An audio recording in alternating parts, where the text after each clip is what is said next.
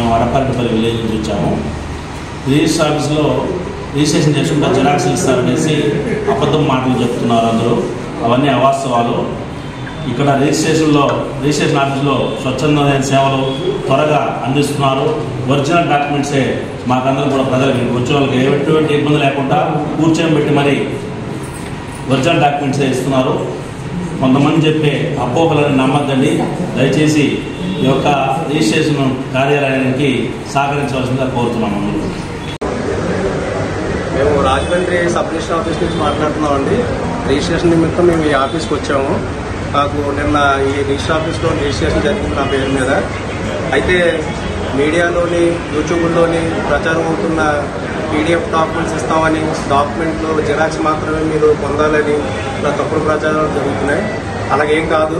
మేము రిజిస్ట్రేషన్ చేసుకున్న తక్షణమే సబ్ రిజిస్టర్ గారు మాకు ఫిజికల్గా ఒరిజినల్ డాక్యుమెంట్ మేము కొన్ని తెచ్చుకున్న స్టాంపుల మీద మాకు దస్తావేజు తిరిగి రిటర్న్ ఇచ్చారు. ఇలాగే కొనసాగుతుంది రాజమండ్రి ఆఫీస్ రిజిస్ట్రేషన్.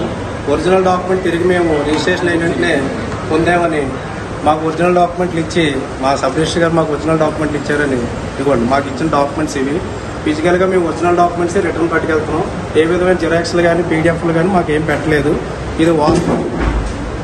ఈరోజు నర్సంపేట సబ్ రిజిస్టర్ కార్యాలయంలో మా ఫ్యామిలీ మెంబర్స్ 3 డాక్యుమెంట్ రిజిస్ట్రేషన్ చేసుకోవడం జరిగింది.